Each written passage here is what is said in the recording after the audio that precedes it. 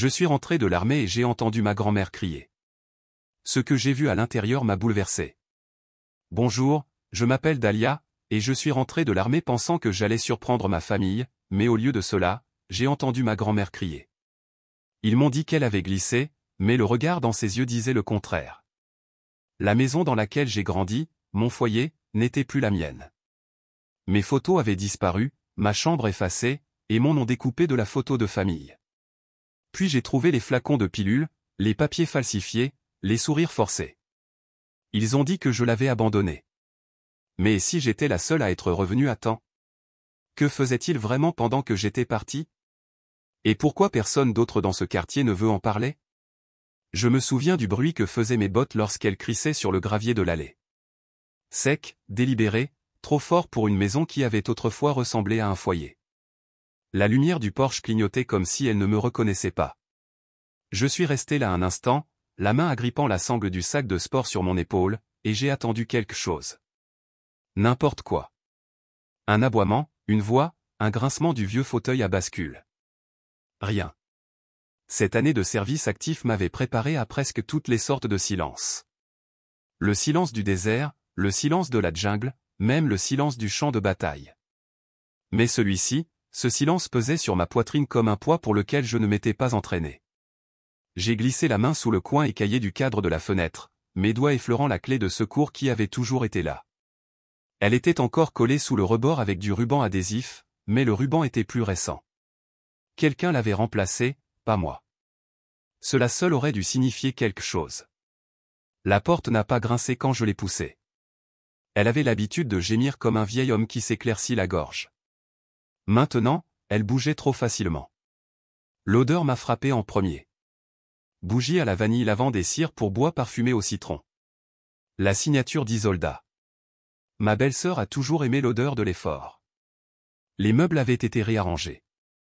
Le vase en céramique de ma mère avait disparu de la table du couloir.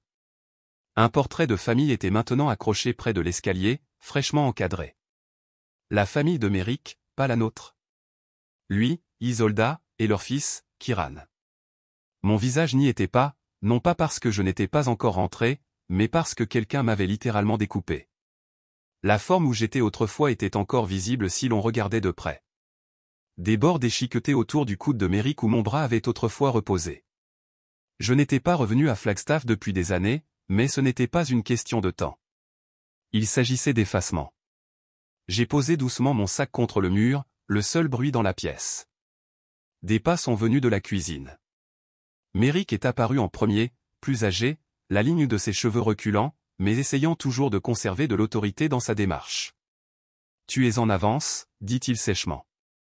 Je l'ai fixé un instant. « Ravi de te voir aussi. » Derrière lui, Isolda a suivi. Ses cheveux étaient relevés, son chemisier parfaitement rentré, comme si elle sortait d'une de ses réunions de comité.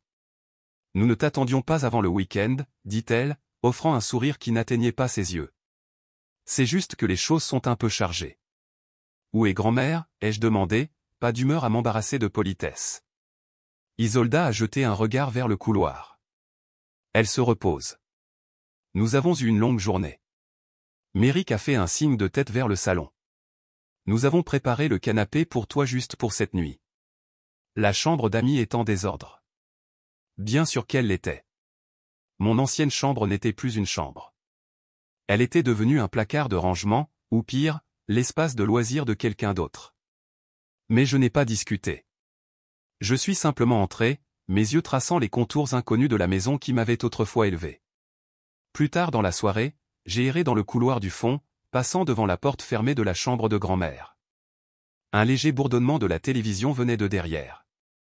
La maison était étrangement nette. Pas de livres éparpillés, pas de coussins déplacés, pas une seule tasse mal rangée. Trop propre, trop stérile. J'ai essayé de ne pas interpréter les choses. J'ai essayé. Mais vers 2 heures du matin, ce calme stérile s'est brisé. Le cri était aigu, fin, et rempli de panique. Il a traversé les murs comme du verre, se brisant sur le carrelage. J'étais descendu du canapé avant même de savoir que j'avais bougé. J'ai suivi le son dans le couloir vers la buanderie. La porte était entr'ouverte. Mon cœur battait la chamade en entrant. Là, affalée près de la machine à laver, se trouvait grand-mère. Altia Grieve n'était pas le genre de femme à paraître petite. Elle avait dominé mon enfance avec son esprit et ses avertissements, et le genre d'amour qui n'a pas besoin d'être enrobé de sucre. Mais cette nuit, sur ce carrelage froid, elle ressemblait à une serviette en papier froissé, fragile et jetée. Elle tremblait. Sa chemise de nuit collait à sa silhouette mince, et sa main agrippait le coin d'un panier à linge comme si c'était une bouée de sauvetage. Je me suis précipité en avant. « Grand-mère, arrête !» La voix d'Isolda est venue de la porte derrière moi, calme, détachée. Je me suis retourné. Elle se tenait là, les bras croisés, pas un cheveu de travers. Elle a glissé. « Ça arrive souvent ces derniers temps, dit-elle. Ses jambes ne sont plus ce qu'elles étaient. » Je l'ai ignoré et me suis agenouillé à côté de grand-mère, lui touchant doucement l'épaule. « Tu t'es cogné ?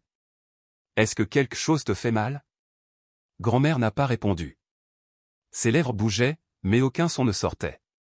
Ses yeux allaient et venaient entre moi et la porte. Son poignet commençait déjà à bleuir, la peau en dessous montrant cette teinte violacée profonde qui vient de quelque chose de plus qu'une simple chute. « Elle va bien, » a dit Isolda, s'approchant maintenant, s'accroupissant à côté de moi. « Nous allons l'aider à retourner au lit, mais s'il te plaît, ne réagis pas de manière excessive, Dahlia. Tu viens d'arriver. » Je me suis tourné pour la regarder droit dans les yeux. Elle a crié. Isolda n'a pas bronché. Elle oublie des choses. Elle est désorientée. Ça arrive. Peut-être que ça arrivait, mais pas comme ça. Merrick est arrivé quelques minutes plus tard, se frottant les yeux comme s'il n'avait rien entendu. « Qu'est-ce qui se passe ?» a-t-il demandé. Elle a glissé, a répété Isolda, soulevant déjà l'autre bras de grand-mère. Je les ai aidés à la porter doucement dans le couloir, ignorant la vague tentative de conversation de Merrick. Dans sa chambre, une fois qu'elle a été installée, je me suis assise à côté d'elle jusqu'à ce qu'elle s'endorme. Sa respiration était superficielle mais régulière. Une main est restée recroquevillée près de sa poitrine comme si elle s'accrochait à quelque chose d'invisible. Je ne suis pas retourné tout de suite sur le canapé. J'ai fait les 100 pas dans le couloir, m'arrêtant près de la vieille bibliothèque qui contenait autrefois nos albums photos. Maintenant, elle était garnie de trophées qui ne m'appartenaient pas. Les plaques du concours d'orthographe de Kiran et des récompenses encadrées pour son engagement communautaire. Mon enfance avait été emballée, peut-être donnée, ou pire, jetée comme si elle n'avait jamais compté. Finalement, je me suis assise sur le canapé, les coussins trop raides, l'air trop froid. Je me suis penché en avant, essayant de ralentir ma respiration, et c'est là que je l'ai vue. Juste sous la table basse, un dessin, crayon sur papier épais, le gribouillage d'un enfant représentant une femme souriante et un garçon se tenant la main. Il y était écrit, pour grand-mère, de la part de Kiran. Ce n'est pas ça qui m'a brisé. C'est ce que j'ai trouvé collé derrière. C'était un morceau de papier plié qui tenait à peine au dos de ce dessin au crayon. Le genre de ruban adhésif qu'un enfant pourrait utiliser pour accrocher une œuvre d'art sur un réfrigérateur. Mais derrière, pressée contre le bois, se trouvait une petite enveloppe, jaunie, légèrement pliée, comme si elle avait été cachée là plus longtemps qu'elle n'aurait dû. Mon nom était écrit sur le devant de l'écriture de grand-mère, Dahlia. Juste ça. Pas de « ma chérie », pas de « je t'aime », juste mon nom, et c'était suffisant pour faire trembler mes doigts. Je ne l'ai pas ouverte tout de suite. Je l'ai glissée dans la poche arrière de mon jean et me suis adossé au canapé, regardant le ventilateur de plafond. Il ne tournait pas. Le silence dans cette maison ne s'arrêtait jamais vraiment.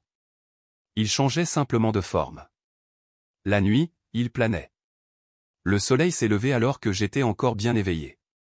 Je n'avais même pas enlevé mes bottes. Au moment où je me suis levé et étiré, l'odeur des œufs et du café s'était déjà infiltrée depuis la cuisine. Je l'ai suivi lentement. Mon corps bougeait en pilote automatique, mais mon cerveau était encore à la veille. Mes mains me démangeaient de faire quelque chose. Nettoyer une arme, plier un uniforme, vérifier un périmètre. Mais j'étais à la maison, soi-disant. Grand-mère était assise à la table de la cuisine, penchée sur une tasse de thé. Ses doigts jouaient avec le bord, le tournant très légèrement sur place. Elle n'a pas levé les yeux quand je suis entré. « Bonjour », ai-je dit doucement. Elle a cligné lentement des yeux, ses yeux trouvant les miens comme s'ils devaient d'abord parcourir une longue distance. « Dahlia » dit-elle, presque comme une question. « Oui » ai-je répondu en m'approchant d'elle. Avant que je puisse m'approcher, Isolda est apparue du garde-manger latéral, tenant un gobelet de mixeur. « Bonjour, dit-elle, enjouée, comme si nous n'avions pas eu une urgence nocturne. Elle a déjà eu son milkshake et ses médicaments. Je lui ai préparé son habituel. Nous avons une routine, tu sais. » J'ai hoché la tête, mordant ma langue. Elle a tendu à grand-mère une petite tasse de quelque chose de gris verdâtre. Altia a siroté une fois, puis l'a reposée avec le genre de réticence que l'on ne remarque que lorsqu'on a déjà vu quelqu'un boire avec plaisir. Le flacon de pilule était posé à côté de sa tasse. Couleur différente, forme différente. Je l'ai attrapé nonchalamment, comme si j'allais le jeter. La voix d'Isolda a changé. C'est sa nouvelle prescription. Nous avons dû changer. L'ancienne la rendait nerveuse. J'ai jeté un coup d'œil à l'étiquette. Le nom d'un médecin que je ne reconnaissais pas. Date de prescription, il y a 2 semaines. Où est le docteur Lowe, ai-je demandé. Isolda a haussé les épaules, feignant la désinvolture. Il a déménagé sa clinique. Celle-ci est plus facile. De plus, nous avons les renouvellements tous prêts. Pas de tracas. Elle a dit cela avec l'aisance de quelqu'un habitué à s'expliquer sans être questionné. Méric est entré à ce moment-là, toujours en pantalon de survêtement et en t-shirt, les cheveux en désordre. Du café ? 3e placard, a répondu Isolda sans le regarder. Il a hoché la tête et s'est dirigé droit vers lui. J'ai tiré une chaise en face de grand-mère et me suis assise. Ses yeux n'ont plus croisé les miens. Elle sirotait juste son thé, lentement, méthodiquement. Sa main tremblait légèrement à chaque fois qu'elle la levait. Personne n'a rien dit pendant 1 minute entière. Alors, a finalement dit Isolda en glissant des œufs dans les assiettes. Combien de temps penses-tu rester ? J'ai gardé un ton neutre.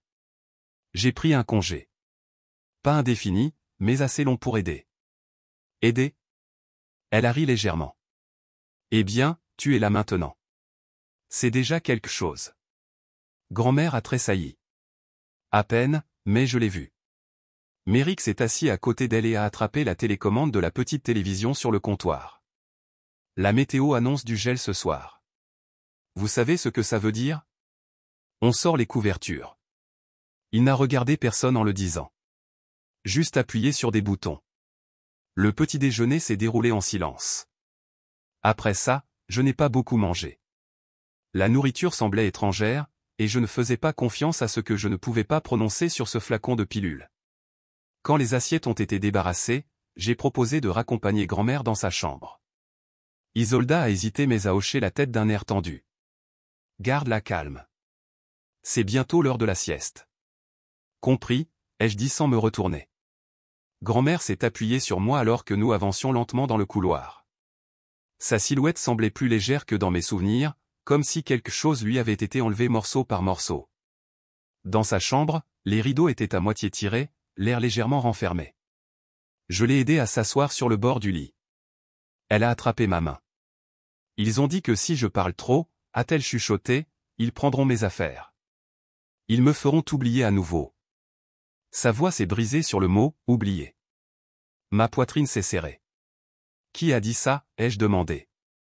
Elle a secoué la tête. Je me suis penché en avant, l'enlaçant dans mes bras. Elle semblait fragile mais toujours chaude, familière, réelle. Puis la porte s'est ouverte. C'est l'heure de sa sieste, a annoncé Isolda, entrant avec un sourire trop large pour le moment. Tu ne veux pas la surstimuler. Elle a ajusté les couvertures rapidement, expertement, comme si elle l'avait fait 100 fois. Ses mains bougeaient vite, couvrant tout, même la conversation. Je me suis levé lentement. Elle va bien. Elle me parlait. Isolda m'a jeté un regard, juste une lueur dans ses yeux. Bien sûr qu'elle te parlait. J'ai quitté la pièce mais pas avant d'avoir croisé le regard de grand-mère. Ils m'ont suivi jusqu'à la porte, suppliant silencieusement. Dans le couloir, j'ai attendu qu'Isolda passe, puis je suis retourné à la cuisine. Le flacon de pilule était toujours là. Je l'ai glissé dans ma poche et je suis allé sur le porche. Le froid extérieur frappait fort. Ça ne me dérangeait pas sortant mon téléphone, j'ai tapé le nom de la pilule. Ce n'était pas un stabilisateur de mémoire. C'était un suppresseur cognitif, non pas conçu pour aider à la perte de mémoire liée à l'âge, mais pour ralentir l'activité cérébrale, émousser la réaction émotionnelle, brouiller la clarté. C'était pour faire taire quelqu'un. J'ai vérifié à nouveau l'étiquette. Le médecin prescripteur n'était pas de Flagstaff. Le lieu de renouvellement, une pharmacie au volant à 2 villes de là. Je suis resté assise là longtemps. De l'autre côté de la rue, Aude ratissait des feuilles. Sa posture s'est raidie quand elle m'a vu la regarder. Elle s'est retournée vers sa porte, rentrant le râteau sans un mot. Et c'est là que ça m'a frappé. Il ne s'agissait pas seulement d'une maison. Tout le quartier retenait son souffle. Je n'ai pas dormi cette nuit-là. Mais je me suis souvenu de quelque chose que j'avais oublié. Où grand-mère cachait toujours les originaux. Cela m'est venu quelque part entre minuit et l'heure où les oiseaux ont commencé à chanter depuis les arbres dehors. J'étais allongé sur le canapé, le dos raide à cause des coussins usés, et mes doigts traçaient sans cesse l'enveloppe pliée que je n'avais toujours pas ouverte. C'était comme si mon corps se souvenait de ce que mon cerveau n'avait pas encore trié. Où elle gardait les choses importantes, le genre de choses que vous ne voulez pas que les autres trouvent. Quand j'avais 13 ans, grand-mère me disait, les gens cachent des secrets au vu et au su de tous. Il suffit de savoir quel tiroir n'est pas pour l'argenterie. Elle avait une façon d'être à la fois enjouée et très sérieuse. En milieu de matinée, après qu'Isolda et Merrick soient partis faire des courses, et que Kiran soit à l'école, la maison était principalement silencieuse, à l'exception du son rythmé de la respiration de grand-mère depuis sa chambre. Je suis monté à l'étage sur la pointe des pieds et me suis dirigé vers le placard du couloir près de la porte du grenier. L'étagère du haut était garnie de boîtes étiquetées au marqueur noir gras, décoration des fêtes, manteaux d'hiver, d'hiver. J'ai tendu la main au-delà, mes doigts effleurant le panneau arrière, et j'ai donné une légère poussée. Il a cédé juste assez, comme je m'en souvenais. Un mince dossier a glissé de l'espace creux, le plastique fissuré sur le bord. Mon estomac s'est noué. Je l'ai descendu et j'ai étalé son contenu sur la table de la salle à manger, gardant une oreille attentive à toute voiture qui reviendrait dans l'allée. Mes mains bougeaient vite, mais mon esprit a ralenti. Un papier, puis le suivant. Certains étaient anciens. Des relevés bancaires, des certificats de naissance, une copie jaunie de l'acte de propriété, mais une page en particulier ne correspondait pas aux autres. Une procuration révisée datée de 3 semaines. Le nom de grand-mère était mal orthographié. Altia avait un E en trop, et sa signature semblait suspicieusement régulière, comme si elle avait été copiée d'ailleurs. J'ai attrapé mon téléphone, pris des photos de chaque page. Puis j'ai ouvert une des vieilles cartes d'anniversaire que grand-mère m'avait écrites il y a des années. J'ai tenu les 2 signatures côte à côte. Elles n'étaient pas les mêmes. J'avais vu la signature de grand-mère toute ma vie. Il y avait toujours une petite boucle sur le jet de grive. Toujours. Celle sur le nouveau document n'en avait aucune. Elle était plate, hâtive, artificielle. J'ai pris une lente inspiration, puis j'ai rangé le dossier dans mon sac à dos. Il était trop important pour le laisser traîner. Après avoir vérifié rapidement grand-mère, qui dormait toujours, je me suis dirigé vers le grenier. La dernière fois que j'y étais monté, j'avais peut-être 16 ans, descendant des boîtes de décoration d'Halloween avec Merrick tout en nous disputant pour savoir qui aurait le dernier Kit Kat. Maintenant, je montais les marches seul, tirant sur la corde de la lumière du grenier et clignant des yeux à travers la poussière. Empilées proprement dans le coin arrière se trouvaient des boîtes en carton marquées à donner. Je me suis accroupi et j'ai ouvert la première. Mon souffle s'est coupé. Il y avait mon journal intime. La couverture en cuir violet délavé, pliée pour avoir été coincée dans mon vieux sac à dos. Mes dessins étaient à l'intérieur, les pages froissées mais intactes. J'en ai ouvert un. Un dessin gribouillé de grand-mère et moi assises sous le grand chêne dans le jardin de devant. Elle tenait une tarte. Je tenais un livre. Je n'avais pas vu ça depuis plus d'une décennie. Une autre boîte contenait un petit paquet de lettres attachées avec de la ficelle. Toutes adressées à moi, toutes non ouvertes, postées de l'année où je suis parti pour l'entraînement de base. Certaines étaient de grand-mère. D'autres, réalisées jeu avec une douleur creuse, n'avaient même jamais été envoyées. Il y avait aussi un album de famille, auquel manquaient plusieurs pages où auraient dû se trouver des photos de ma remise de diplôme du lycée. Il n'y avait qu'un espace vide avec des coins de photos arrachés. Mon nom avait été recouvert d'autocollants dans l'espace de la légende, comme si quelqu'un avait essayé d'effacer complètement le souvenir. Je n'ai pas pleuré. Pas encore. J'ai mis le journal, les lettres et l'album dans une boîte de rechange et je l'ai descendu lentement, en m'assurant que rien ne basculerait ou ne tomberait. Une fois de retour dans le salon, je me suis assise par terre et j'ai ouvert le journal à une page au hasard. 15 septembre 2006. Ils agissent comme si je n'avais pas d'importance, comme si j'étais juste là à prendre de la place, mais grand-mère me regarde toujours comme si je valais encore quelque chose. J'ai tourné la page. 3 octobre 2006. Quand ils ne veulent pas entendre ta vérité, cache-la jusqu'à ce que tu sois plus fort que leurs mensonges. Cette phrase m'a coupé le souffle. J'avais oublié l'avoir écrite, mais elle résonnait comme une cloche maintenant.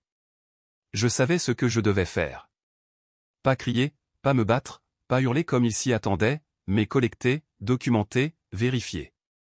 J'ai ouvert mes emails, créé un nouveau dossier et j'ai tout téléversé ce que j'avais jusqu'à présent. Puis je l'ai crypté et j'ai configuré un transfert automatique de sauvegarde vers un contact de confiance à la base. Si quelque chose m'arrivait ou si les fichiers disparaissaient, la vérité ne le ferait pas. Méric est rentré vers 14 heures. J'ai entendu la porte du garage, puis le bruit sourd de la porte arrière qui se fermait. J'ai rapidement fermé l'ordinateur portable et glissé le journal sous le coussin du canapé. Il n'est pas entré tout de suite, probablement en train de décharger les courses ou de fumer un de ses cigares privés à l'arrière.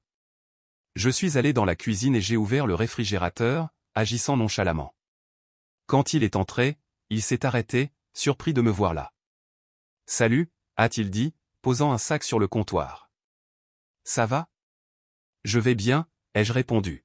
« Je nettoie juste un peu. » Il m'a regardé un peu trop longtemps. « Nous ne nous attendions pas à ce que tu restes si longtemps. » J'ai haussé les épaules. Je ne m'attendais pas à voir mon nom effacé de l'arbre généalogique. Il a gloussé inconfortablement. Ce n'est pas ce qui s'est passé. Tu connais Isolda, elle est particulière sur la présentation, non? Elle a dû être trop particulière pour mon visage. Il a pris un soda et est sorti sans un mot de plus. Plus tard dans la soirée, je me suis assise sur le canapé avec grand-mère à nouveau. Elle était plus alerte maintenant. Le soleil descendait bas, les ombres s'étirant longuement sur le tapis du salon. Je lui ai tendu une tasse de thé à la camomille chaud. Elle l'a prise lentement, les doigts tremblants mais sûrs. J'ai posé le journal sur ses genoux. Elle a cligné des yeux en le regardant, puis en me regardant. « Tu as gardé ça ?» a-t-elle chuchoté. « Non », ai-je dit. Ses lèvres se sont serrées. Il pense que j'oublie tout. C'est le cas? Pas les choses importantes. Cette nuit-là, je n'ai pas dormi non plus. J'ai fixé le plafond pendant ce qui a semblé des heures, puis j'ai atteint sous le canapé et j'ai ressorti le journal. J'ai souligné cette phrase 2 fois avec un stylo, puis je me suis souvenu d'autre chose. Grand-mère cachait les originaux dans la plainte derrière le meuble de couture. J'ai donc attendu que la maison soit à nouveau silencieuse, que la respiration de la chambre s'adoucisse et que les craquements des vieux tuyaux soient la seule chose qui bougeait dans l'obscurité. La vieille horloge du couloir a sonné 2 heures du matin avec ses tintements raides et métalliques. C'est là que je me suis levé. Pas besoin de chaussures. J'ai marché pieds nus vers la chambre de grand-mère, en faisant attention de ne pas appuyer trop fort sur la planche du milieu. Elle poussait toujours un grand gémissement, et Isolda avait des oreilles de renard quand elle le voulait. La porte de la chambre de grand-mère n'était pas fermée à clé. Elle ne l'avait jamais été. Elle n'avait jamais aimé les barrières. Mais le sentiment à l'intérieur avait changé. Autrefois chaleureux et bordé de livres, il ressemblait maintenant à une aile d'hôpital, propre, neutre, dépouillée de mémoire. Je me suis dirigé vers le vieux meuble à tricoter dans le coin, me suis accroupi et j'ai ouvert le tiroir. L'odeur familière de cèdre et de quelque chose de légèrement herbacé m'a instantanément frappé. Sous une pile de laine usée, à côté d'un coussin à épingles fissurées, se trouvait la chose que j'avais espéré trouver. Un petit enregistreur vocal noir. C'était celui que je lui avais donné après mon départ pour l'armée. Elle n'avait jamais été très portée sur les téléphones. Elle disait qu'elle préférait ses pensées parlées, pas tapées. Je plaisantais en disant qu'elle laisserait un jour des heures de mémoire. Je n'aurais jamais imaginé qu'il contiendrait autre chose. J'ai appuyé sur lecture. Au début, ce n'était que du silence. Puis le bruit de tiroirs qui s'ouvrent, de pas qui traversent une pièce. Puis une voix. Celle d'Isolda. « Tu penses que Dahlia va débarquer et régler ce bazar ?» Son ton était tendu, sec, comme quelqu'un qui lutte pour rester calme. « Elle t'a oublié à la minute où elle a mis ses bottes dans ce bus. » Un bruit sourd, comme un tiroir claqué. Une pause, puis la voix de grand-mère, plus douce mais claire. Elle ne m'a jamais oublié. Toi, si. Cette phrase est restée dans mes oreilles comme une respiration retenue. Ma main s'est crispée plus fort autour de l'enregistreur. Il y avait plus des fragments. Isolda disant des choses comme « Nous devons être malins à ce sujet » et « Ils ne le remettront pas en question si ça a l'air propre ». Mais rien n'était aussi tranchant que cet échange. J'ai téléversé le fichier sur 3 disques cloud différents avant le lever du soleil. Je l'ai copié sur une clé USB, j'ai caché la clé USB dans la tranche d'un des livres à couverture rigide de grand-mère dans sa chambre, celui qu'elle gardait toujours près de son chevet, le jardin secret. C'était approprié. Au moment où Méric est entré en bâillant dans la cuisine, j'avais déjà rédigé une chronologie détaillée. Tout ce que j'avais vu depuis mon retour à la maison. Chaque incohérence, chaque changement de ton, chaque échymose. Cet après-midi-là, pendant qu'ils étaient sortis, j'ai traversé la rue.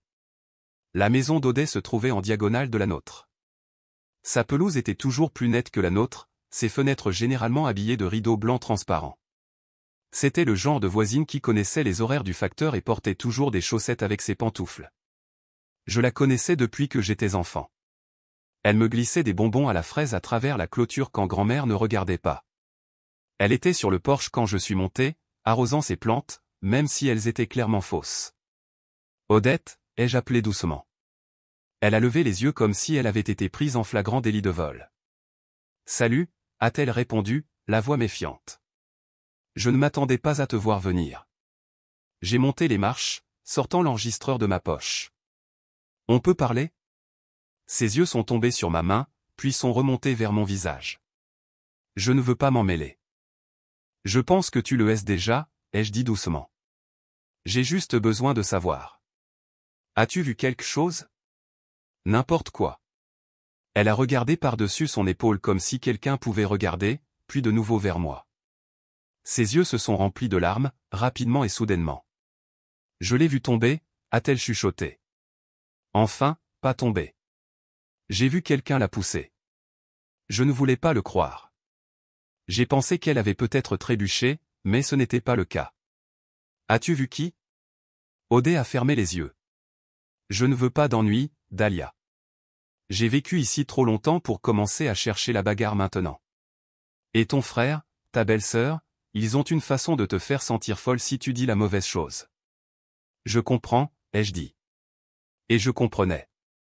Je savais comment des gens comme Isolda opéraient avec des sourires et des phrases parfaites, avec de l'inquiétude et de la routine. Ils n'avaient pas besoin de crier pour faire taire les gens. Ils utilisaient l'image, la réputation, les apparences. Odette a fait une pause, sa main se resserrant autour du tuyau. Puis elle a dit, si tu promets de ne pas mettre mon nom sur quoi que ce soit, à moins que tu n'y sois absolument obligé, je l'écrirai.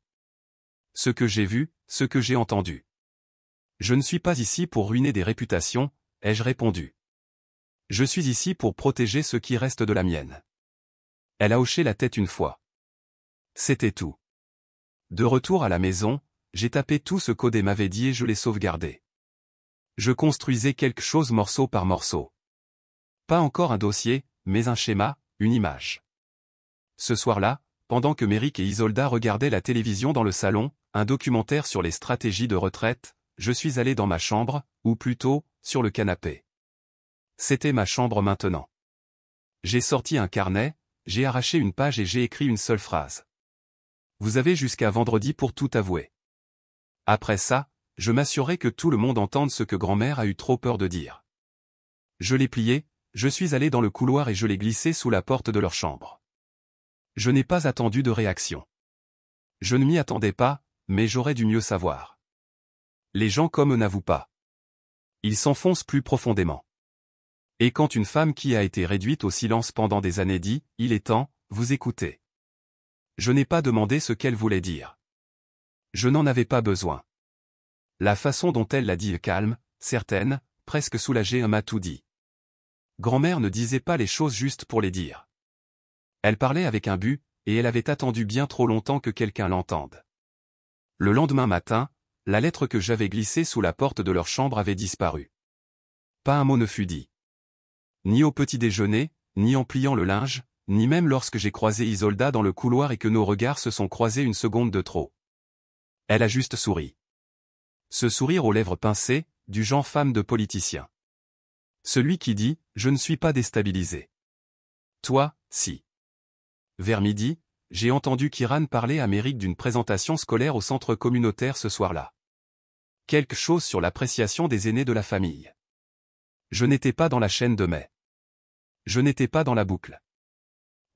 Mais j'en ai attrapé assez. C'était un événement de quartier. Des grands-parents honorés, des familles montrant leurs unités parfaites. Le genre de choses pour laquelle Isolda vivait.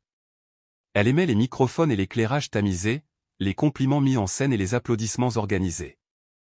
J'ai confronté Méric à ce sujet alors qu'il était dans le garage, bricolant sa boîte à outils comme s'il avait déjà réparé quoi que ce soit sans d'abord le chercher sur Google.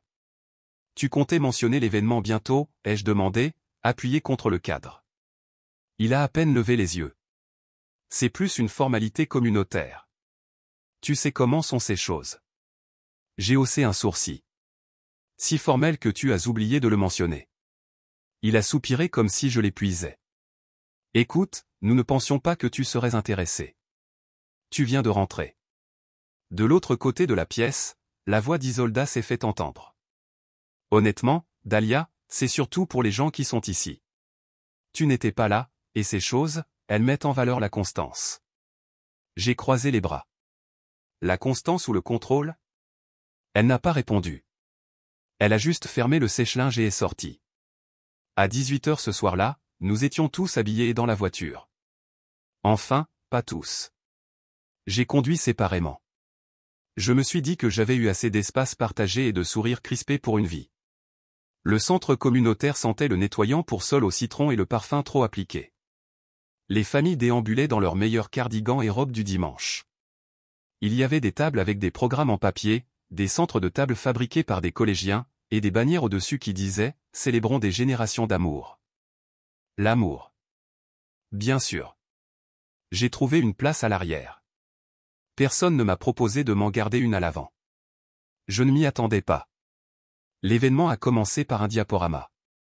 Une douce musique de piano jouant sur des photographies de familles posant à côté de Porsche, se tenant la main dans des chambres d'hôpital, coupant des gâteaux ensemble. Puis est venu le segment des vons. Des photos de Méric et Isolda escortant grand-mère à des événements caritatifs. Kiran lui lisant dans un fauteuil à bascule. Méric lui tendant du thé. Alta souriant faiblement sur chaque image. Et pas une seule image de moi, ni de l'enfance, ni des vacances, ni même des étés que nous avions passés au lac quand c'était moi qui poussais son fauteuil roulant sur les chemins de gravier et à l'ombre. Je n'étais pas seulement absente, j'avais été éditée. Même dans les photos de groupe, on pouvait voir l'espacement maladroit, comme si quelqu'un avait pris des ciseaux dans le passé et avait appuyé sur supprimer pour tous ceux qui ne servaient pas leur version. Je n'ai pas bronché. Je n'ai pas regardé autour de moi pour voir qui remarquait. Quand les lumières se sont rallumées, Isolda est montée sur le podium. Bonsoir, amis et voisins. Ce soir, nous sommes si fiers de reconnaître non seulement grand-mère Alta, mais aussi le cœur de notre famille, notre fils, Kiran. Il n'est pas seulement un élève brillant. Il est ce qui maintient cette famille unie. Applaudissements. Des appareils photo ont cliqué. Kiran a baissé les yeux sur ses genoux, son visage un mélange de fierté et d'inconfort. Puis ils ont fait monter grand-mère en fauteuil roulant. Elle avait l'air épuisée. Ses yeux parcouraient la foule, cherchant. Quand ils ont croisé les miens, quelque chose a changé. Après que les applaudissements se soient estompés, je me suis penché. Pourquoi continue-t-il de dire qu'il est la lumière, a-t-elle chuchoté. Tu étais mon soleil. Je n'ai pas pleuré. Je n'en avais pas besoin. Cette seule phrase brûlait plus fort que tout dans ce diaporama. Je lui ai embrassé le front. On te ramène bientôt à la maison, ai-je dit. Après la fin des discours et que la foule a commencé à se mêler, je me suis dirigé vers Isolda. Elle était en train d'accepter les compliments de deux mères de l'association de parents d'élèves quand je lui ai tendu la clé USB. Elle a cligné des yeux. Qu'est-ce que c'est? Je me suis penché près d'elle. Juste quelque chose que je pense que le conseil scolaire pourrait vouloir entendre. Vous savez, s'il se demande un jour à quoi ressemblent vraiment vos valeurs communautaires derrière des portes closes. Son sourire s'est figé. Elle n'a pas dit un mot. Elle n'en avait pas besoin. Sur le chemin du retour, Méric et Isolda ont parlé de la beauté de l'événement, de la qualité du discours de Kiran, de l'honneur que grand-mère devait ressentir. J'étais assise en silence sur la banquette arrière, regardant les lampadaires défiler sur la vitre. Plus tard cette nuit-là, une fois que la maison s'était installée dans son silence familier, je me suis assise à côté de grand-mère et j'ai appuyé sur lecture sur l'enregistrement vocal. Je l'ai laissé jouer en entier cette fois. Sans sauter, sans arrêter. Elle a écouté. Aucune réaction au début. Puis, quand ça s'est terminé, elle a attrapé ma main et a dit « Il est temps ». Et quand une femme qui a été réduite au silence pendant des années dit cela, vous ne posez pas de questions. Vous agissez. J'ai attendu jusqu'au lendemain matin, lorsque le reste de la maison sortait encore du sommeil pour entrer dans ses routines. Méric avait toujours été un lève-tard, à moins que de l'argent ne soit en jeu. Isolda bougeait tôt, mais elle restait en bas dans sa robe de chambre du matin, penchée sur son téléphone avec une tasse de quelque chose de vert dont elle insistait qu'il aidait à réinitialiser l'intestin. Cela me donnait juste assez de temps. J'ai remarqué que la porte du bureau improvisé de Méric était légèrement entr'ouverte. Ce n'était pas son genre. Il fermait à clé sa boîte à gants, sans parler de tout ce qui avait un tiroir. C'était peut-être de l'arrogance. C'était peut-être de la négligence. Quoi qu'il en soit, je suis entré. La pièce sentait l'encre d'imprimante et les vieux reçus. Un modèle réduit d'avion à moitié construit prenait la poussière dans le coin. Probablement celui de Kiran d'il y a 3 étés. Méric commençait toujours des passe-temps. Il ne les finissait jamais. Je me suis accroupi devant le classeur et j'ai ouvert le tiroir du haut. Les dossiers étaient soigneusement étiquetés. Impôts, propriété, assurance. J'ai feuilleté jusqu'à ce que j'envoie un marqué procuration. La première page était impeccable, tapée par un professionnel et notarié. J'ai lu l'en-tête. Procuration, plein droit, Altiagrive, daté d'un peu plus d'1 mois. La signature en bas m'a fait m'arrêter. C'était censé être celle de grand-mère, mais elle était parfaite, trop parfaite, presque comme si elle avait été imprimée. Les lignes étaient uniformes, sans le léger tremblement que sa main avait toujours, et pire encore, son nom était mal orthographié. Althea, une erreur qu'elle ne faisait jamais, une erreur que personne dans la famille n'aurait dû faire.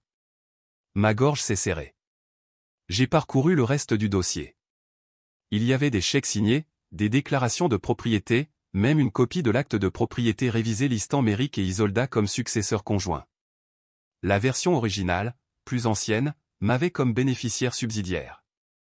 Il m'avait effacé, non pas par une dispute, non pas par une conversation, mais à l'encre. J'ai remis les papiers en place et j'ai continué à fouiller. Derrière une pile de formulaires fiscaux périmés, j'ai trouvé un deuxième dossier étiqueté privé. À l'intérieur se trouvaient des pages de relevés de cartes de crédit avec des soldes si élevés que j'ai dû les lire 2 fois. Des noms de détaillants de luxe, des retraits d'espèces à Las Vegas, des paiements à quelque chose appelé Héritage Life Fund. Puis est venu le pire, un deuxième document d'hypothèque contracté au nom de grand-mère en utilisant cette maison comme garantie. Ma bouche s'est asséchée. Il n'avait pas seulement essayé de prendre ses biens. Il la vidait. L'utilisant pour jouer, pour paraître successful, pour se sauver eux-mêmes. J'ai sorti mon téléphone, j'ai pris des photos de chaque document recto verso, puis je les ai sauvegardés immédiatement, 2 fois. Au moment où je suis retourné dans le couloir, je me sentais différente. Pas en colère, pas triste, concentrée. Ce soir-là, pendant que la vaisselle cliquetait dans l'évier et que Méric regardait la télévision les pieds sur le pouf, je me suis assise à la table de la salle à manger en faisant semblant de trier le vieux courrier. Isolda est passée, s'est arrêtée, puis l'a dit sans ciller. Tu as fouiné. Je n'ai même pas levé les yeux. J'ai protégé. Il y a une différence. Elle a incliné la tête. Protéger quoi? Ta fierté? Je l'ai regardée dans les yeux maintenant, calme, mesurée. Non. Elle, et tout ce que vous avez essayé de lui prendre. Elle a souri avec suffisance. Dahlia, tu n'as aucune autorité légale ici. Tu es parti. Tu as renoncé à cela quand tu es parti. Je suis parti pour servir mon pays. Vous êtes resté pour vous servir vous-même. Elle a ri, doucement et condescendante. Si dramatique. Honnêtement, personne ici ne pense que tu es une menace. Bien, ai-je dit. Alors ça ne vous dérangera pas si je rends public ce que j'ai trouvé. Son sourire s'est figé, mais seulement pour une seconde. Ce n'est pas comme ça que les familles gèrent les choses. Non, ai-je dit, c'est comme ça que les voleurs sont démasqués. Elle est partie sans un autre mot, mais je pouvais sentir la tension dans ses épaules. 1 heure plus tard, alors que je remplissais l'eau de grand-mère dans la cuisine, j'ai entendu Méric au téléphone dans le garage. La porte n'était pas complètement fermée. Je me suis penché. Nous devons accélérer le transfert, a-t-il dit. Elle est sur notre dos. Elle ne gobe pas ça. Silence alors. Non, elle n'a pas encore montré son jeu, mais elle fouille. Et si elle trouve l'ancienne copie, ça pourrait devenir compliqué. J'ai glissé mon téléphone de ma poche et j'ai appuyé sur enregistrer. Il ne le savait pas. Après le dîner, j'ai tout rassemblé. J'ai ouvert un nouveau dossier sur mon ordinateur portable. Protéger grand-mère. À l'intérieur, j'ai déposé des photos de la procuration falsifiée, des captures d'écran des dettes de carte de crédit, des documents de la deuxième hypothèque scannée, le clip audio de l'appel de Méric, un enregistrement d'Isolda menaçant grand-mère, ma chronologie des événements, des noms, des dates, des changements dans le comportement de grand-mère. J'ai copié le dossier sur 3 clés USB. J'en ai gardé une avec moi, une que j'ai cachée dans le grenier sous une planche lâche. La troisième, je l'ai glissée dans la tranche du vieux livre à couverture rigide de grand-mère, Le jardin secret, et je l'ai remise sur son étagère, juste au cas où. Avant d'aller me coucher, je suis allé dans le salon pour vérifier grand-mère. Elle s'était endormie dans son fauteuil avec la télévision qui murmurait encore. J'ai baissé le volume et j'ai chuchoté, on est proche. Mais je n'en avais aucune idée. Ils avaient déjà commencé à essayer autre chose. Le règlement de compte avait une date limite, vendredi. Et je n'étais pas la seule à en tenir compte. Le lendemain matin, je me suis réveillé tôt, non pas parce que je ne pouvais pas dormir, bien que le sommeil ait été rare ces derniers temps, mais parce que quelque chose me disait que je le devais. C'était comme si mes nerfs étaient câblés à une alarme interne qui ne faisait plus confiance aux horloges.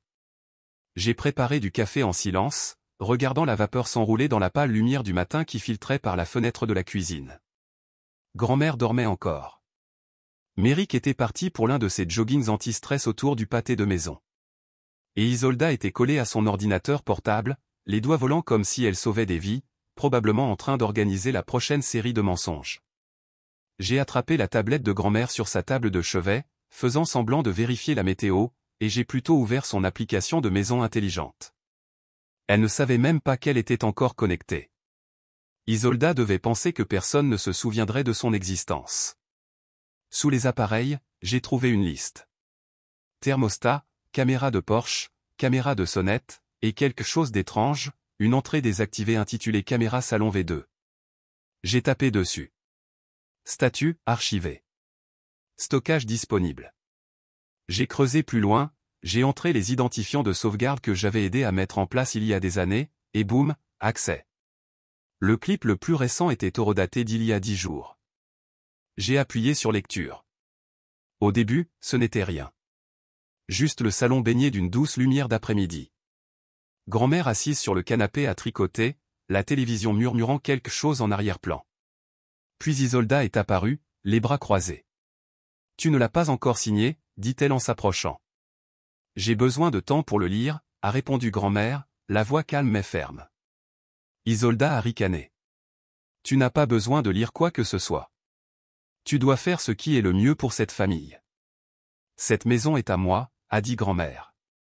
Tu ne vas pas me faire peur pour que je la quitte. » Isolda s'est approchée, s'est penchée, sa main se resserrant autour du bras de grand-mère. « Elle n'est plus à toi, vieille femme. Elle est à nous. Signe ou les choses vont devenir inconfortables. » La chose suivante que j'ai vue était un flou. Isolda arrachant les papiers des genoux de grand-mère et grand-mère tressaillant. J'ai téléchargé la séquence avant même de pouvoir réfléchir. Je l'ai sauvegardée partout où je pouvais. Cloud, clé USB, je me la suis même envoyée par email. Ce n'était plus seulement de l'attention. C'était une preuve. À midi, j'étais dans ma voiture en direction du cabinet d'avocats qui s'occupait autrefois des affaires de grand-mère. C'était de l'autre côté de la ville, niché derrière un fleuriste et un service de préparation d'impôts qui n'avait pas changé son enseigne depuis plus d'une décennie. La réceptionniste, une femme nommée Cheryl dont je me souvenais vaguement d'il y a des années, a levé les yeux de son ordinateur avec un sourire poli qui a vacillé dès que j'ai dit mon nom. « Je suis ici pour voir Monsieur Alperne », ai-je dit. Elle a hésité. « Il n'exerce plus. » Pardon? Il a pris sa retraite brusquement il y a 2 semaines. J'ai cligné des yeux. Il allait bien il y a 1 mois. Je sais, dit-elle, les yeux fuyant vers le couloir. Il a tout emballé et est parti. Il n'a même pas laissé d'adresse de réexpédition. Vous me dites qu'il a juste disparu? Je vous dis que je ne suis pas censé en parler. Je suis resté là, stupéfaite. De retour dans la voiture, j'ai appelé son numéro. Déconnecté. La boîte vocale n'était même plus active. J'ai conduit en silence, les doigts tapotant le volant. Mes pensées fusaient plus vite que les pneus. Quand je suis entré dans l'allée, Kiran était assis sur le porche, des écouteurs dans les oreilles, le regard perdu quelque part au loin. Je suis passé devant lui, mais il a levé les yeux. Et, a-t-il dit, je peux te poser une question? Je me suis arrêté. Bien sûr. Il s'est levé lentement. Tu vas montrer cette vidéo aux gens? Celle de maman et grand-mère? Je l'ai étudiée 1 seconde.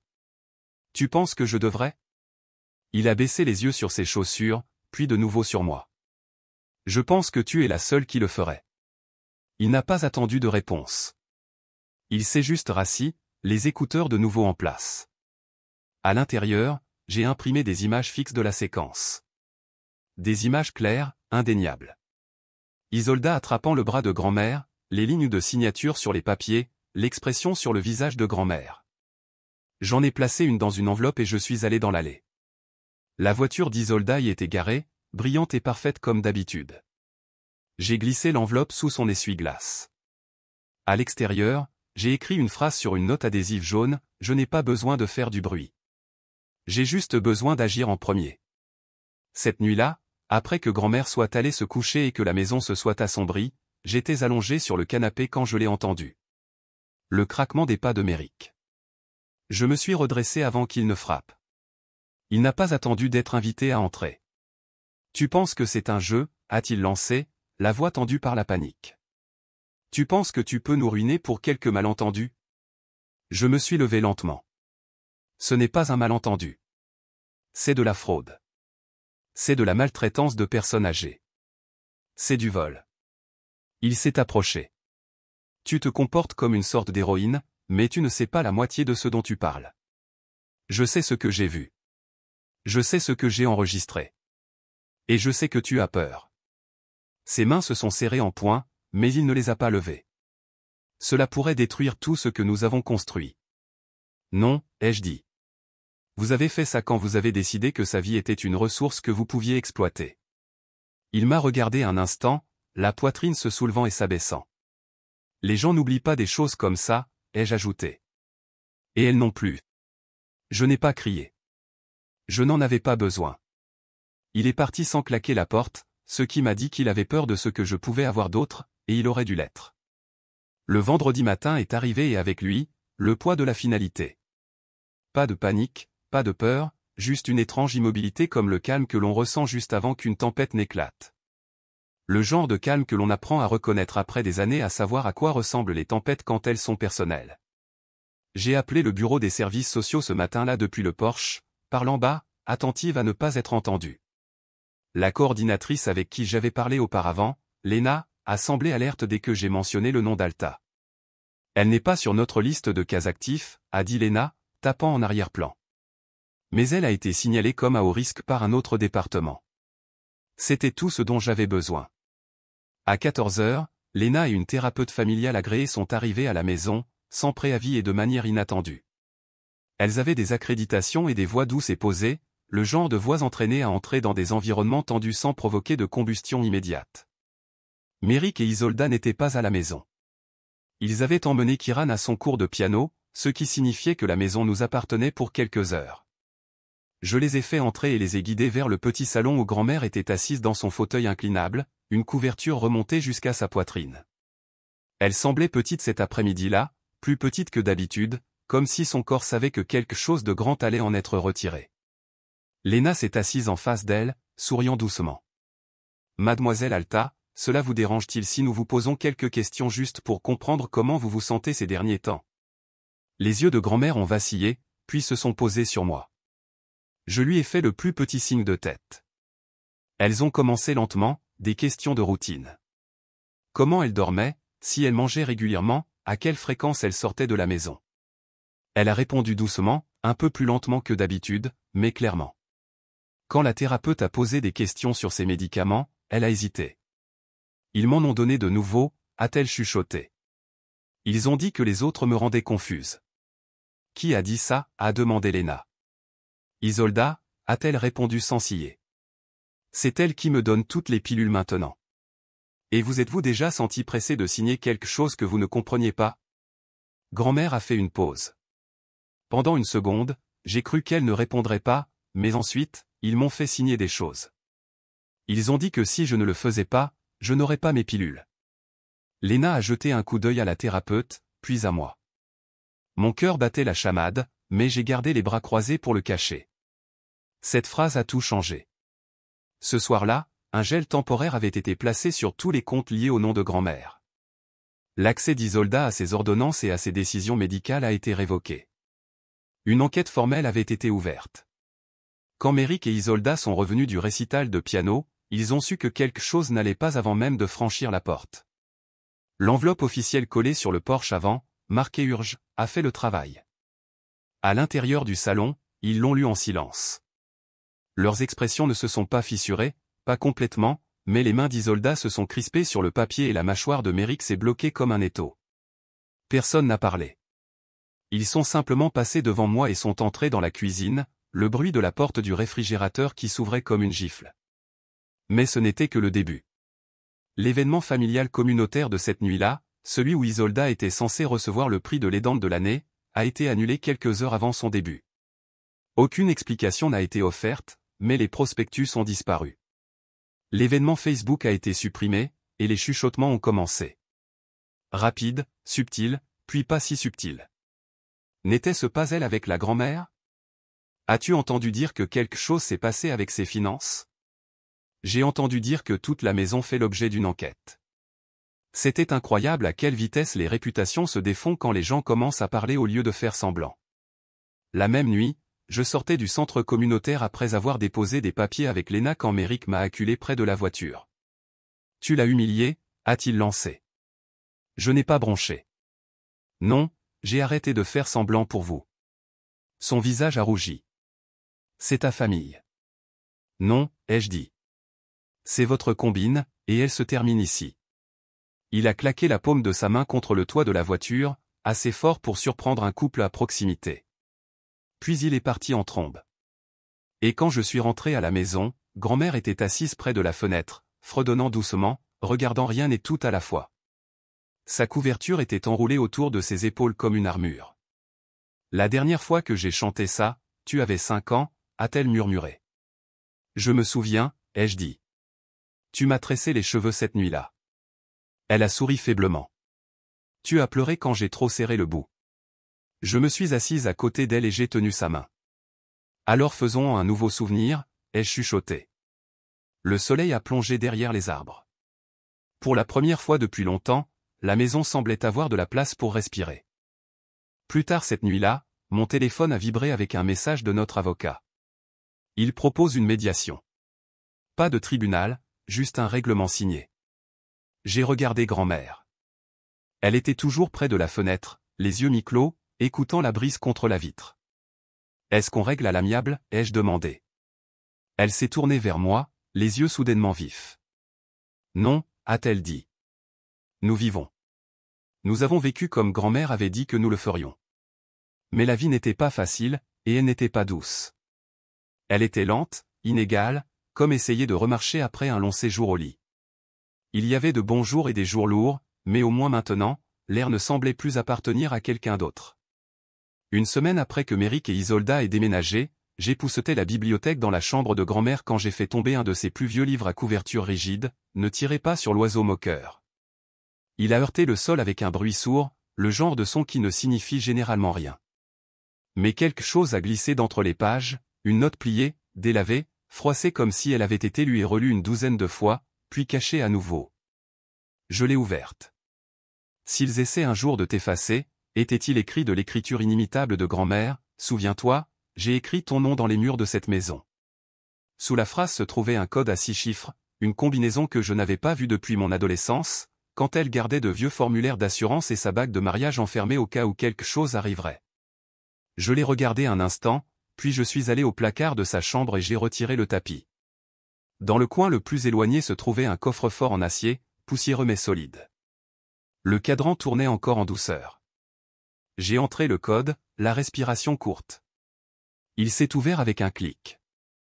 À l'intérieur se trouvaient des piles de papier, des documents juridiques jaunis, des photographies de famille et un paquet de fiches de recettes enveloppées dans du tissu et attachées avec un ruban. J'ai examiné le contenu, en prenant soin de ne pas perturber l'ordre. Près du fond, j'ai trouvé ce que je ne réalisais pas que j'attendais. Le testament original, manuscrit, daté, avec des témoins. Grand-mère m'avait laissé la maison. Pas de copropriété, pas de réorientation de procuration, juste mon nom. Avec une note en marge, parce que tu la protégeras comme je l'ai fait. Je me suis assise sur mes talons et je me suis permis de le ressentir. Pas le triomphe, la paix. Quand Méric et Isolda sont passés pour récupérer leur dernière boîte, ils ne m'ont pas regardé dans les yeux. Ils n'ont pas parlé à grand-mère. Ils se déplaçaient comme des fantômes, silencieux, efficaces, distants. Kiran était avec eux, se tenant maladroitement près des marches de l'entrée. Il ne les a pas suivis à l'intérieur. Il a juste jeté un coup d'œil vers moi. Je lui ai fait un signe de tête. Il a répondu par un signe de tête. Aucun mot n'a été échangé. Aucun n'était nécessaire. Une fois la maison vidée de leurs affaires, j'ai ouvert le placard du couloir avec grand-mère et j'ai sorti les vieux pots de peinture. Les murs étaient écaillés et délavés, l'ancienne couleur inégale là où des photos de famille avaient autrefois été accrochées. Nous avons commencé à repeindre le couloir ensemble, un mur à la fois. Ses mains n'étaient plus stables, mais elle refusait de s'asseoir et de simplement regarder. Elle trempait le pinceau, faisait de petits traits, souriait quand la peinture s'étalait juste comme il faut. Nous avons raccroché les photos après. J'avais parcouru chaque boîte dans le grenier, chaque album, chaque tiroir. Il y avait une photo en particulier. Moi à 8 ans, couverte de terre après avoir joué dehors, encore dans mon uniforme boueux du camp de terrain junior, souriant à côté de grand-mère, qui tenait ma main comme si c'était quelque chose de sacré. Nous l'avons encadrée et l'avons remise dans le couloir, en plein centre. C'est celle-là, a dit grand-mère. C'est comme ça que je me souviens le mieux de toi. Des semaines ont passé et le bruit s'est finalement estompé. Plus de lettres juridiques, plus d'appels téléphoniques, plus de pics sur les réseaux sociaux. Les gens en ville détournaient le regard quand ils me croisaient, mais quelques-uns ont recommencé à hocher la tête. Un ou deux ont même fait un signe de la main. J'ai commencé à faire du bénévolat au jardin des anciens combattants locaux. Ils cherchaient quelqu'un pour aider à coordonner les rencontres hebdomadaires pour les femmes retraitées de la communauté. Grand-mère venait avec moi tous les jeudis. Elle s'asseyait dans le coin ombragé avec son crochet, regardant, offrant parfois des conseils non sollicités aux nouveaux bénévoles. Celui-là arrose trop, chuchotait-elle, sans méchanceté. Celui-là a un tempérament de cactus. La communauté nous a accueillis lentement mais sincèrement, et je n'avais plus l'impression de devoir expliquer qui j'étais. Le simple fait d'être présente suffisait.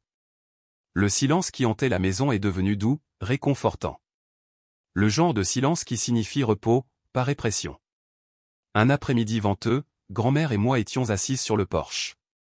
Le vent s'élevait doucement, tirant sur les feuilles. Elle était enveloppée dans son châle, tenant une tasse de thé léger. Elle sirotait à peine. Je n'aurais jamais cru me sentir à nouveau en sécurité dans cette maison, dit-elle, regardant vers la rue. Tu ne te sentais pas en sécurité, ai-je répondu. Maintenant, tu le es. Elle a hoché la tête. Ses doigts ont effleuré les miens. Une voiture est passée lentement dans la rue. À l'intérieur se trouvait un visage familier. Isolda. Elle ne s'est pas arrêtée. Elle n'a pas fait de signe. Elle a juste continué sa route, les yeux fixés devant elle. Grand-mère a détourné le regard. Moi non. Parce qu'il y a une différence entre oublier et choisir de ne pas oublier. Nous n'avons pas tout récupéré. Certaines choses restent parties. Mais dans cette maison, sur ce porche, nous avions ce qui comptait. Et quand une maison se souvient de votre nom, même le silence commence à ressembler à de l'amour. Parfois, les gens qui disent « nous faisons ce qui est le mieux pour la famille », sont ceux-là même qui la déchirent derrière des portes closes. Cette histoire ne concerne pas seulement une femme qui retrouve sa voix. Elle montre comment la vérité, même enfouie, finit toujours par refaire surface. Alors, que feriez-vous si les personnes en qui vous aviez le plus confiance étaient celles qui vous effaçaient de votre propre vie? Laissez vos pensées dans les commentaires, et n'oubliez pas de vous abonner pour plus d'histoires puissantes et authentiques qui révèlent la force tranquille derrière les batailles quotidiennes.